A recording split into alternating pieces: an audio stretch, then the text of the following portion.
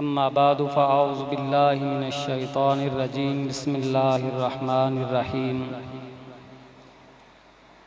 وَأَذِّن فِي النَّاسِ بِالْحَجِّ آمَنْتُ بِاللَّهِ صدق اللہ مولانا العظیم وصدق رسولہ النبی الکریم الامین ونحن علی ذلک لمن الشاہدین والشاکرین والحمد للہ رب العالمین۔ جد الانبیاء حضور سیدنا ابراہیم خلیل اللہ علی نبینا علیہ السلام اللہ رب العزت کے حکم سے اس کے گھر کی تعمیر مکمل فرما چکے۔ اللہ رب العزت کی جانب سے حکم ہوا کہ اے میرے خلیل، تم اپنے صاحبزادے جناب ذبیح اللہ اسماعیل علیہ السلام اور تم دونوں باپ بیٹا میرے گھر کی تعمیر کرو۔ اللہ رب العزت کے حکم سے انہوں نے اللہ رب العزت کے گھر بیت اللہ شریف کی تعمیر مکمل کر لی۔ جب گھر بن گیا، جو کہ خدا کے حکم سے ہی بنا تھا، اللہ کے دو عظیم پیغمبروں نے اس کی بنیاد رکھی اور باپ بیٹا نے مل کر دونوں نے اس مبارک گھر کو مکمل کر دیا۔ یعنی اس سے بھی اندازہ لگا سکتے ہیں کہ وہ بیت، وہ گھر کتنا عظیم ہے کہ اسے تعمیر کرنے والے دو پیغمبر ہیں۔ ایک وہ ہیں جنہیں ہم ذبیح اللہ کہتے ہیں، اور دوسرے ان کے والد گرامی جنہیں خلیل اللہ کہتے ہیں، اور ان کی عظمت و شان و شوکت کا اندازہ یہاں سے لگایا جا سکتا ہے کہ 70,000 پیغمبر یا کم و بیش ان کی نسل سے ہوئے، اور بالخصوص اللہ کے حبیب سید الانبیاء امام المرسلین خاتم النبیین شفیع المذنبین صلی اللہ علیہ وآلہ وسلم بھی حضرت ابراہیم خلیل اللہ علیہ السلام کی نسل سے پیدا ہو۔ تو جس گھر کو تعمیر کرنے والے اتنے بزرگ ہیں تو وہ بیت کتنا عظیم ہوگا، جس کی زیارت کرنے سے گناہ معاف ہوتے ہیں، جس کے ارد گرد طواف کرنے سے نیکیاں ملتی ہیں، جہاں پہنچ جانے والا امن پاتا ہے، جس کی زیارت کرنے والا مغفور ہوتا ہے، بلکہ نہ صرف وہ جو اس کی زیارت کر کر بخشا گیا ہے، بلکہ جو اس زیارت کرنے والے کی زیارت کر لیتا ہے اللہ اسے بھی بخش دیتا ہے۔ تو جب وہ گھر مکمل ہو گیا، اس کی تعمیر پایہ تکمیل کو پہنچی، رب تعالیٰ کی جانب سے حکم آ گیا وَأَذِّن فِي النَّاسِ بِالْحَجِّ، حج کرنے کے بارے میں لوگوں کو اعلان کر۔ بیت اللہ شریف کی تعمیر کا کام مکمل جب ہوا، اے میرے خلیل، جس گھر کو تم نے مکمل کر دیا ہے، بنا دیا ہے، اب اس گھر کی زیارت کرنے کے لیے لوگوں کو اعلان بھی کرو۔ مخصوص اوقات و ایام میں مخصوص کلمات زبان پر جاری کرتے ہوئے خاص دن کے اندر، خاص ایام کے اندر اللہ کے مبارک گھر بیت اللہ شریف کی زیارت کا قصد کرنا، حج کا اصطلاحی معنی، فقہ کی اصطلاح میں حج سے کہتے ہیں۔ تو اللہ رب العزت کے پیارے حبیب جناب رسول اللہ صلی اللہ علیہ وسلم کے جد امجد حضور سیدنا ابراہیم خلیل اللہ علیہ السلام کو رب تعالیٰ نے یہ حکم ارشاد فرمایا وَأَذِّن فِي النَّاسِ بِالْحَجِّ، کہ اے میرے خلیل، میرے گھر کی تعمیر مکمل ہو چکی ہے، اب یہ گھر بن گیا ہے، تو لوگوں کو اس گھر کی زیارت کے لیے اعلان بھی کرو۔ ابراہیم خلیل اللہ علیہ السلام نے عرض کی، مولا، میں لوگوں کو اعلان کروں کہ اے لوگو، اللہ کا گھر تعمیر ہو چکا ہے، اس کا حج کرو۔ قرب و جوار میں نسل انسانی کے افراد کا کوئی فرد نظر نہیں آتا مولا میں اعلان کس کو کروں؟ بس یہ خیال ان کے مبارک دل کے اندر جنم لیتا ہے، ادھر سے وحی الہی آ جاتی ہے کہ یا ابراہیم علیک النداء و علینا البلاغ، تیرا کام ندا دینا ہے، سنوا دینا ہمارا کام ہے۔ پکارنا تیرا کام ہے، ندا دینا تیرا کام ہے، بولے گا تو، جملے تو کہے گا، کلام تیرا ہوگا، سنوانے والا وحدہ لا شریک لہ رب۔ علیک النداء، تیرے اوپر ندا ہے۔ ندا پکار کو کہتے ہیں، اس کا اردو میں ترجمہ کریں تو اس کا معنی پکار بنتا ہے۔ علیک النداء یعنی آپ پر پکارنا، وعلینا البلاغ، اس آواز کو لوگوں کی قوت سماعت تک، ان کی فہم و فراست تک پہنچا دینا، یہ ہمارے ذمہ ہے، رب تعالیٰ نے فرمایا۔ علماء اہل سنت نے اس سے استدلال کیا ہے کہ اس قرآن کی آیات سے یہ ثابت ہوتا ہے کہ وہ رب جو قادر مطلق علی کل شیء قدیر، اس بات پر قادر ہے کہ آواز ابراہیم کی ہو، دور دراز موجود، حتیٰ کہ کئی پردوں کے اندر رہنے والے لوگ جو ابھی تک منصہ شہود پر ظاہر بھی نہیں ہوئے، دنیا میں ابھی سانس بھی انہوں نے نہ لیا تھا، کچھ وہ تھے جو اپنے آبا کی پشتوں میں تھے، کچھ لوگ وہ تھے جو اپنی ماؤں کے پیٹوں میں تھے، رب نے فرمایا اے میرے خلیل سب کو پکارو، جس جس کو پکارو گے، نوع انسانی کے ہر فرد کو پکارو، چاہے وہ ماؤں کے پیٹوں میں ہیں، باپوں کی پشتوں میں ہیں، سنانا رب کا کام ہے۔ جہاں کہیں بھی ہے تم یہ کہو اللہ کے بندو، رب کے خلیل کا اعلان ہے، رب کا گھر تعمیر ہو چکا ہے، اللہ کے گھر کا حج کرو۔ اسی روایت میں جس کے بارے میں عرض کر چکا ہوں، 34 سے زائد حوالہ جات مفسرین کی کتب کے میرے پاس موجود ہے، بندہ نہ چیز دکھانے کا ذمہ دار ہے، اور ان میں سے آدھی درجن سے زائد مفسرین کی کتب اور ان کے نام بھی میں گن سکتا، چونکہ وقت کے دامن میں اتنی وسعت نہیں ہے، اس لیے میں نے عرض کر دیا ہے کہ 3 درجن کے قریب وہ حوالہ جات ان محدثین اور مفسرین ناقلین کے میرے پاس موجود ہیں جو اس روایت کو نقل کرتے ہیں، رب کا گھر بن گیا، تعمیر ہو گیا، اللہ کی طرف سے حکم آ گیا، وَأَذِّن فِي النَّاسِ بِالْحَجِّ، اور اللہ رب العزت نے پھر اس کو حکایتاً قرآن میں نازل بھی کیا۔ اسی آیات کی تفسیر کے تحت مفسرین اس حدیث کو نقل کر رہے ہیں کہ ان کے دل میں خیال جنم لیتا ہے میں اکیلا ہوں، میرا بیٹا ساتھ ہے، لوگ تو دور دراز کی جگہوں پر موجود ہیں، کوئی کسی ملک میں، کوئی کسی قریہ میں، کوئی کسی بستی میں، لیکن رب تعالیٰ کی جانب سے حکم آ گیا کہ ندا دو، علیک النداء و علینا البلاغ، پکارنا اور ندا کرنا تمہارا کام ہے، سنا دینا میرا کام۔ اب اس روایت میں یہ موجود ہے کہ جب ابراہیم علیہ السلام نے ندا کی نا، تو جو اپنے آبا کی پشتوں میں تھے اور جن کا خمیر ان کی ماؤں کے پیٹوں میں آ چکا ہے، وہاں ان کا نسل انسانی کے فرد ہونے کا پودا پنپ رہا، اور جو آبا کی پشتوں میں ہے، جو عالم ارواح میں ہے، جو روحیں ابھی عالم ارواح میں موجود ہیں، یعنی جسم اور روح کا ابھی تعلق جڑا بھی نہیں، ارواح جسم بنے ہی نہیں، ارواح عالم ارواح میں موجود ہے۔ اللہ اکبر کبیرہ، ابراہیم علیہ السلام نے جب ندا کی نا تو پھر لبیک لبیک کی آوازیں شروع ہو جاتی ہیں۔ یا ایھا الناس، یہ تھی پکار حرف ندا کے ساتھ، یا ایھا الناس حجوا بیت ربکم، اپنے رب کے گھر کا حج کرو۔ بس یہ ندا سننی تھی، رب تعالیٰ کا یہ فیصلہ اور امر تھا، جس کے کانوں تک جو اس کی شان کے لائق تھے اور اس کی فہم و فراست تک جب یہ الفاظ ٹکراتے ہیں تو لبیک اللہم لبیک کی صدائیں بلند ہونا شروع، لبیک لا شریک لک لبیک ان الحمد والنعمت لک والملک لا شریک لک لبیک اللہم لبیک، اسے تلبیہ کہتے ہیں۔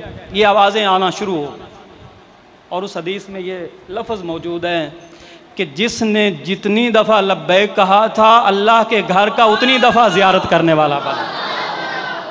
اللہ کرے ہم نے بار بار لبیک کہا،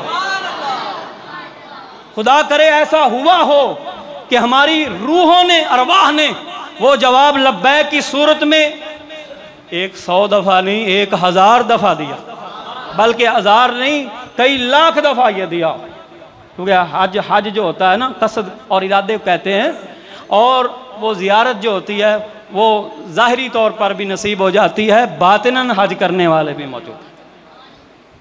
بہرحال میں یہ عرض کر رہا تھا کہ علماء اہل سنت نے اس آیا مقدسہ کی تفسیر سے استدلال کیا کہ وہ رب سنوانے والا تو وہ ہے، سنوانے والا۔ اب ہمارا عقیدہ یہ نہیں ہے کہ جو قریب کھڑا ہے وہ اپنے آپ سن رہا ہے، یہ بھی یاد رکھو۔ ہم کسی کو پکاریں اور وہ قریب ہو تو وہ اپنے آپ سن رہا ہو۔ اگر کوئی ایسا عقیدہ رکھ لے کہ پکارنے والے کی ندا اور پکار کو پاس کھڑا ہوا وہ سننے میں مستقل بے ذات ہی ہے، یہ خالص شرک ہوگا۔ مسئلہ سمجھ لو اچھی طرح۔ اگر کوئی یہ عقیدہ رکھ لے پاس کھڑا ہوا اپنے آپ سنتا ہے، یہ خالص شرک ہوگا، کیونکہ کسی کی دی ہوئی طاقت کے بغیر سننا اس وحدہ لا شریک لہ کا کام ہے۔ سنوانے والا، بولو سنوانے والا اللہ ہے، چاہے کوئی پاس کھڑا ہو تم پکارو، چاہے گا وہ ہمارا رب تو یہ سنے گا، نہ چاہے گا تو نہیں سنے گا۔ اور اس قدر بھی اس آواز اور پکار اور ندا سے جاہل ہو سکتا ہے اور نہ واقف ہو سکتا ہے کہ پاس کھڑا ہوا کئی دفعہ کی پکار کو نہیں سنتا، یہاں تک کہ رب فرماتا ہے اِنَّكَ لَا تُسْمِعُ الْمَوْتَى۔ ابو جال تھا، ابو لہب تھا، عتبہ تھا، شیبہ تھا، امیہ تھا، مشرکین تھے، نبی کی جانب سے تبلیغ کا آوازہ بلند ہوتا ہے، فرماتے ہیں لوگو قولوا لا الہ الا اللہ، اے عرب کے باسیاں لوگ، عرب کے غیور لوگوں، اپنے آپ کو غیرت مند سمجھنے والوں، یہ کیا غیرت ہے کہ غیر اللہ کے آگے جھک گئے ہو؟ غیرت کا معیار یہ ہے کہ اپنے بنانے والے کے آگے جھک جائے۔ لیکن وہ پھر بھی پوجا پاٹ کس کی؟ بتوں کی کر رہے ہیں۔ ادھر تبلیغ ہوتی ہے ادھر سے انکار ہوتا ہے، ادھر سے تبلیغ ہوتی ہے ادھر سے جھٹلایا جاتا ہے، تکذیب ہوتی ہے۔ عرض کرنے کا مقصد یہ ہے، پاس ہی تھے، معجزات بھی دیکھ رہے تھے، آیات کا نزول ان کے زمانے میں ہو رہا تھا، چاند کو 2 لخت ہوتے ہوئے دیکھ رہے تھے، پتھروں کو کنکریوں کو کلمہ پڑھتا ہوا بھی دیکھ رہے تھے، لیکن نبی کی آواز پر لبیک کہنا ان کے نصیب میں نہ تھا۔ رب نے فرمایا اِنَّكَ لَا تُسْمِعُ الْمَوْتَى، یہ جو حقیقی مردے چلتی پھرتی لاشیں ہیں حبیب تم انہیں نہیں سنوا سکتے، کیونکہ سنوانا کس کا کام ہے؟ یہ اللہ کا کام ہے۔ اس لیے ہمارا عقیدہ ہے کہ پاس بھی کوئی کھڑا ہو اسے تم پکارو بلاؤ تو وہ اپنی طاقت سے نہیں سنتا، خدا کی دی ہوئی طاقت سے سنتا، خدا کی دی ہوئی طاقت سے۔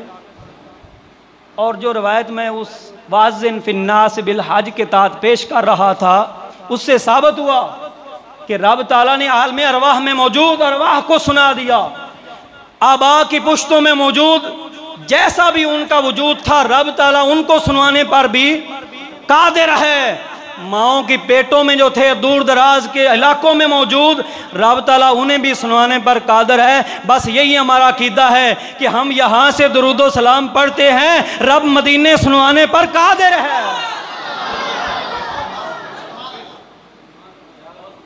کیسا اندھیر مچا رکھا ہے بھی، سنوانے والا تو رب ہے نا۔ انکار کر دو انکار۔ جب ابراہیم علیہ السلام نے ندا دی تھی تو شرک کیا تھا، یا پھر انکار ہی کر دو کہ سنا ہی کسی نے نہ تھا۔ پتہ چلا نہ ندا دینا شرک ہے، نہ دور سے سن لینا ہر کسی کا اپنا کام ہے۔ ندا دینا بھی ابراہیم کی دور سے ندا دینا سنت ہے، رب کا حکم ہے، اور سنوانا اس وحدہ لا شریک لہ کا۔ اب مسئلہ سمجھ آ گیا ہوگا آپ کو۔ ہمارا یہ عقیدہ نہیں ہے کہ نبی اپنی ذاتی طاقت سے سنتے، بلکہ ہم تو یہ عقیدہ رکھتے ہیں کوئی آپ کے پاس بھی کھڑا ہو تم انہیں پکارو تو وہ اپنی طاقت سے سن لے، ایسا ممکن نہیں ہے۔ اور کوئی دور دراز ہو یہاں تک کہ عالم ارواح میں ہو، ہمارا رب چاہے تو اسے سنوا سکتا، کیونکہ سنوانا کس کا کام ہے؟ اور غور سے سنو، حضور علیہ الصلوۃ والسلام کے دور سے سننے کی نفی کی دلیل میں اور بزرگان دین کے دور سے سننے کی نفی کی دلیل میں انک لا تسمع الموتیٰ کو پیش کیا جاتا۔ پہلی بات تو یہ ہے کہ یہاں سے مراد ہی جاہل ہیں، وہ جاہل جو حقیقی جاہل، اور وہ مردے ہیں جو چلتی پھرتی لاشیں، کیونکہ سارے مفسرین اس بات پر متفق ہیں کہ یہاں لا تسمع الموتیٰ میں کن کا ذکر ہو رہا ہے؟ جو کفار اور مشرکین ہیں جو نبی کی تبلیغ پر لبیک نہیں کہتے۔ دوسری بات یہ ہے کہ یہاں اسماع کی نفی ہو رہی ہے، سماع کی نفی۔ اے حبیب آپ نہیں سنا سکتے، یعنی سنوانا کس کا کام ہے؟ یہی تو ہمارا عقیدہ تھا۔ تو جو ہمارا عقیدہ ہے اس کی نفی نہیں ہو رہی، اور جس کی تم نفی کرنا چاہتے ہو اس کی یہ دلیل نہیں ہے۔ انک لا تسمع الموتیٰ بابا فرید نہیں سنتے، یہ اس کی دلیل نہیں ہے، کیونکہ یہ مشرکین کے حق میں نازل ہوئی ہے۔ غوث پاک سرکار نہیں سنتے، یہ اس کی دلیل نہیں ہے۔ انک لا تسمع الموتیٰ داتا گنج بخش علی حجویری دور سے نہیں سنتے، اور دلیل کے طور پر انک لا تسمع الموتیٰ کو پیش کیا جائے، یہ اس کی دلیل نہیں ہے، کیونکہ یہاں سے موتیٰ سے مراد وہ ہیں جو چلتی پھرتی لاشیں ہیں، جن کے حق میں رب فرماتا ہے سم بکم عمی فہم لا یرجعون۔ وہ ہیں جن کی آنکھوں پر پردہ چڑھا ہوا ہے غفلت کا، وہ ہیں جن کے دل پردوں میں چلے گئے ہیں، وہ ہیں جن کی زبانیں حق بولنے سے گنگی ہو چکی ہیں، وہ مراد ہیں جن کے کان حق سننے سے بہرے ہو چکے ہیں، وہ ہیں جن کے دل حق کو سمجھنے کے آگے قاصر ہو چکے ہیں۔ بابا فرید تو مراد ہی نہیں ہے، تو پھر ان کے دور سے نہ سننے کی دلیل کیسے بن سکتی؟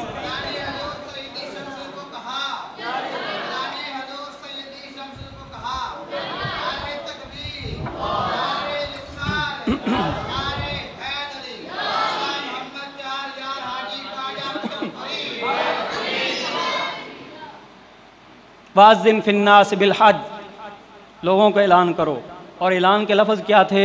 یا ایھا الناس حجوا بیت ربکم، اے لوگو اپنے رب کے گھر کا حج کرو۔ تو اے لوگو یا حرف ندا کے ساتھ پکار ابراہیم علیہ السلام کی طرف سے لوگوں کے لیے ہے۔ اگر کوئی پیغمبر لوگوں کو بلائیں تو شرک نہیں ہوتا، تو اگر امتی یا رسول اللہ انظر حالنا کہہ دیں تب بھی شرک نہیں ہوگا۔ مولوی رشید احمد گنگوئی سے فتویٰ لیا گیا، یا رسول اللہ کہنا جائز ہے یا ناجائز ہے، شرک و بدعت ہے یا بالکل حق ہے؟ تو انہوں نے بالکل یہی جواب دیا تھا۔ وہ لکھتے ہیں اگر کوئی رسول کو سننے میں مستقل سمجھ لے تو یہ پکار اور ندا بالکل خالص شرک ہوگا، لیکن اگر عقیدہ یہ رکھ کر یا رسول اللہ پکارے کہ پکارتے امتی ہیں، رب تعالیٰ نبی کو اطلاع دے دیتے ہیں، لہٰذا نبی رب کے سنوانے پر سن لیتے ہیں، تو جائز ہے۔ ہمارا یہی تو عقیدہ ہے کہ کوئی بھی سننے میں مستقل، چاہے کوئی پاس کھڑا ہوا چاہے کوئی دور ہے، سننے میں کوئی بھی مستقل نہیں ہے، رب کی دی ہوئی طاقت سے سنا جاتا ہے، رب کی دی ہوئی طاقت سے دیکھا جاتا ہے، رب کی دی ہوئی طاقت سے بولا جاتا ہے۔ اگر وہ کسی کو یہ طاقتیں نہ دے تو بالکل کان نظر آئیں گے لیکن سن نہیں سکے گا، زبانیں نظر آئیں گی لیکن وہ بول نہیں سکے گا، سب کچھ ہوگا لیکن یہ حواس بالکل معطل ہو گئے، یہاں تک کہ قرآن اس کی دلیل کے طور پر موجود ہے۔ رب فرماتا ہے انک لا تسمع الموتیٰ، حبیب تم کنہیں آیتیں سنا رہے ہو؟ یہ تو چلتی پھرتی لاشیں ہیں، صم بکم عمی فہم لا یرجعون ہیں، انہیں آپ نہیں سنا سکتے۔ ہاں ان کے حق میں اگر ہدایت ہوگی تو رب انہیں خود ہی سنا لے۔ آخر میں عرض کر دوں، حج فرض ہے صاحب استطاعت لوگوں کے لیے۔ حضور علیہ السلام نے فرمایا لوگو تم پر اللہ نے حج کو فرض کر دیا، قد فرض اللہ علیکم الحج فحجوا بیت ربکم، حضور علیہ السلام نے فرمایا۔ اقرع ابن حابس صحابی کا نام ہے رضی اللہ عنہ، وہ کھڑے ہوتے ہیں، افی کل عام یا رسول اللہ، کیا ہر سال حج فرض ہے؟ نبی علیہ السلام خاموش رہتے ہیں، وہ دوسری دفعہ پھر یہی سوال کا اعادہ کرتے ہیں، نبی علیہ السلام خاموش رہتے ہیں، جب تیسری دفعہ یہی سوال دہراتے ہیں افی کل عام یا رسول اللہ، تو آپ فرماتے ہیں ایسے ویسے سوال نہ کیا کرو، لو قلت نعم لواجبت، لو قلت نعم لواجبت، میں نے یہ جو کہہ دیا تھا تمہارے رب نے تم پر حج فرض کر دیا ہے تو خاموشی سے حج کر لیتے. اور یہ سوال بار بار کر رہے ہو ہر سال میں حج فرض ہے، کیا ہر سال میں حج فرض ہے؟ لو قلت نعم لوجبت، اگر میں محمد عربی ہاں کہہ دیتا تو واجب ہو جاتا. اللہ اکبر کبیرہ. ہمارے آقا صلی اللہ علیہ وسلم شارع ہیں، یہی تو فرق ہے نا، یہی تو امتیازی شان ہے. دیگر انبیاء جو آئے احکام خداوندی لے کر آئے ہیں، لیکن یہاں تو قرآن ہی نبی کی اداؤں پر نازل کیا جاتا ہے. لو قلت نعم لوجبت، اگر میں ہاں کہہ دیتا تو ہر سال واجب ہو جاتا. ثم لم تعملوا بها ولم تستطيعوا بها، پھر تم اس پر عمل نہ کر سکتے، نہ اتنی تمہارے پاس طاقت ہوتی. یہ تو رب کا کرم ہے کہ اس نے ہر سال فرض نہیں کیا، اور نہ میں نے ہاں کہی ہے، ورنہ ہر سال فرض ہو جاتا. اور آگے فرمایا نبی علیہ السلام نے، جس کے پاس زاد و راحلہ ہو، یعنی من استطاع الیہ سبیلا کا مصداق ہو، ولم یحج، اور حج نہ کرے، فلا علیہ ان یموت یہودیا او نصرانیا او کما قال رسول اللہ صلی اللہ علیہ وسلم. فرمایا مالدار ہو، سواری بھی ہو، بدن بھی سلامت ہو، آنکھیں بھی رب نے دی ہو، ٹانگیں بھی کام کر رہی ہوں، لیکن رب کے گھر کا حج نہ کرے تو فرمایا اس حالت میں مرنے اور یہودی یا عیسائی ہو کر مرنے میں کوئی فرق نہیں ہے. اس کی اس حالت میں اور یہودی یا نصرانی ہو کر مرنے میں کوئی فرق نہیں ہے. ہاں فرق ہوگا کب عزت ملے گی، کب وقار بڑھے گا، کب بخشا جائے گا، کب جب اللہ کے حکم پر اس کے گھر کا حج کرے گا. اور حج کیسا انعام ہے انشاءاللہ میں یہ بیان کرتا رہوں گا. اللہ رب العزت ہمیں حسن عمل اور اعتقاد کی توفیق عطا فرمائے. آمین.